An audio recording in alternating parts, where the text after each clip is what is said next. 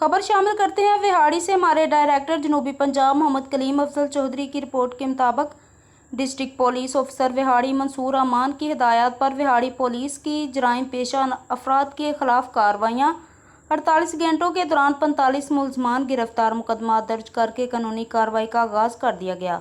गिरफ्तार मुलजमान में 23 मनशियात फरोश भी शामिल, 9460 ग्राम चर्स, 1100 ग्राम हीरोइन, 1100 ग्राम भांग और 494 लीटर शराब बरामद। 2 असला नाजायज़ रखने वालों को गिरफ्तार करके 2 अदद पिस्टल, 30 बोर बरामद किए गए। 18 ए कैटेगरी समेत 20 मुजरमान अशधारी भी गिरफ्तार। जिला विहाड़ी को क्राइम फ्री बनाने के लिए जराइम पेशा अनासर के खिलाफ क्रैकडाउन जारी रहेगा। डायरेक्टर जनूबी पंजाब मोहम्मद कलीम अफजल चौधरी, जोन न्यूज़।